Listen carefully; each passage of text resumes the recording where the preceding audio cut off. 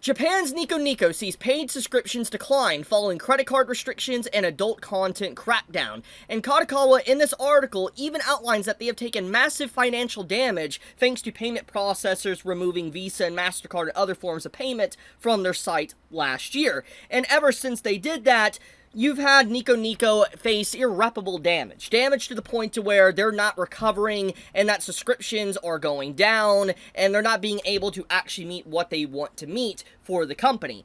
It's a pretty damning statement, honestly. Kadokawa pretty much directly calls out Visa and Mastercard, or just payment processors in general, for the reason why the company is not doing so hot, even though they have decided to self-censor and they even remove the adult content from the platform.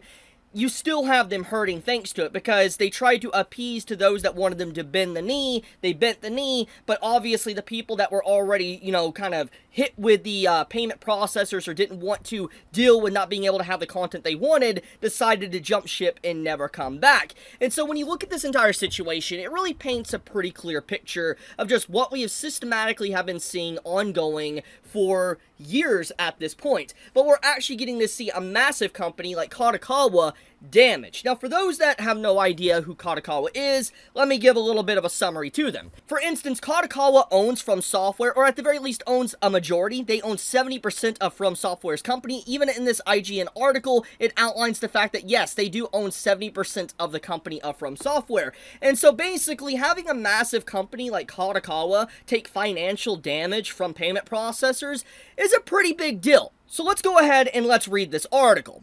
Kadokawa, financial results for the first quarter of the fiscal year ending March 2026 revealed that overall revenue from its major video streaming platform, Niconico, has been on a decline. Source from Otaku Soken, which is this Japanese article here, and thankfully Ramblings, he actually decided to do a translation of it. I appreciate him a lot for this, but let's get back to this. So basically, the source of this article stems from this Japanese article that came out.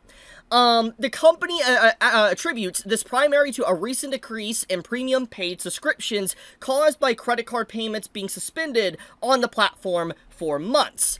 Although the most recent quarter saw subscriptions rebound slightly, with premium members growing by 5,000 to 994,000 in total, this is still a far cry from past figures. Excluding the impact of the June 2024 Kadokawa cyber attack, which resulted in extraordinary losses for Niconico in the previous fiscal year, the company admits that membership numbers have remained below the 1 million mark for the second consecutive quarter, leading to an overall decline in revenue. While the number has been slowly dwindling these past few years, 2016 through 2017 saw premium members peak at 2.5 million, Kadokawa attributes the more recent decline to the temporary suspension of international credit cards on Niconico. From May 2024 to February 2025, no credit card except for JBC, which is a Japanese credit card company in Japan, was available as payment options on the site, which Kadokawa thinks has driven some members away.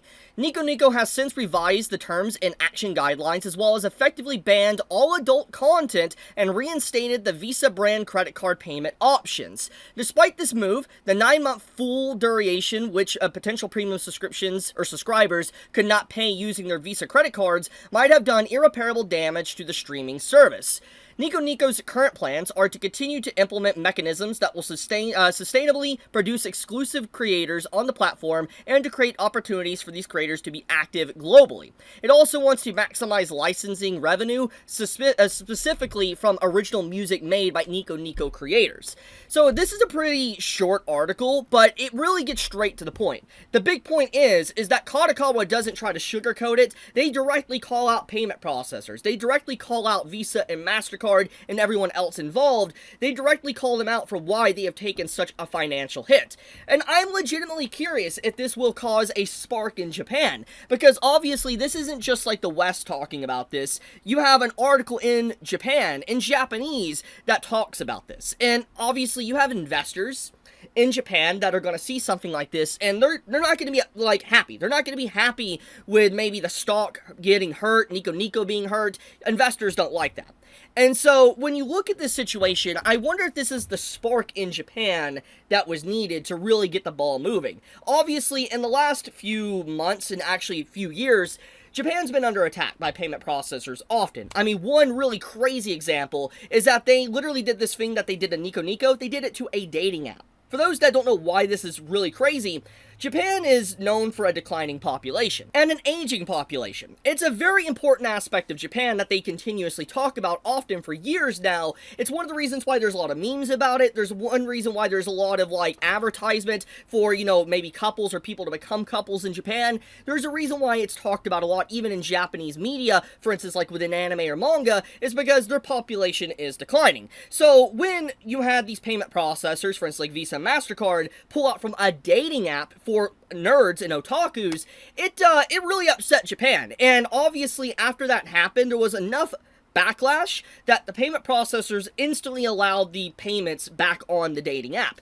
But the point is, it showcases the rampant abuse and control that these companies have been doing, and they're damaging a lot of different products and services within Japan. And because it's become such a well-known thing now, I think Japan is becoming more aware of it. Like, for instance, just as of late, there was a recent, like, a convention in Japan where people sell dojins and stuff like that. One of the big aspects of it was that they were fighting against censorship. You even have, you know, Yamada Taro, which, you know, was recently elected, that is fighting for Japan and for freedom of expression within art. He was also there as well. So the point of the matter is that Japan has been having this ball move for a while, trying to fight back against it, and I think that this might be that spark that really escalates this to a whole new level, because Kadokawa is I would say one of the biggest companies, at least in the anime sphere. It is one of the biggest companies that you can have, and this is one of the reasons why people have been very fearful of Sony buying Kadokawa out, because Kadokawa is just that massive of a corporation. It has so much under its belt that it owns. So the fact it got damaged, this is going to probably cause problems for them in Japan, like payment processors. I could see it, which honestly, this could be good news. I mean, it's not good news that Niconico has been hurt. I'm not going to act like it's good news. But why this is good news is because it's going to theoretically cause Japan to push the conversation harder, to not allow this to happen. Open up antitrust law, you know, and all that, or how payment processors are breaking antitrust and the monopolies and everything. I can see that leading towards that direction because of what's going on here. So yeah, one thing I do want to point out is that I really appreciate Rambling here for translating this. This is basically Kadokawa's breakdown of like the finances and everything like that with their business. You can pause the video and read this for yourself if you want to, but appreciate Rambling for being able to translate this. I believe he did. I couldn't find it in the article here when I was looking, so I'm assuming he translated it himself. But, yeah, I'm going to leave it at that, though. Thank you so much for watching. Just wanted to bring this news to everyone. You can look at this as some good news on top of bad news. It's bad news, but it's good news, technically, because this could cause more conversation around it. But I'll leave it at that. Thank you so much. You all stay safe, stay healthy.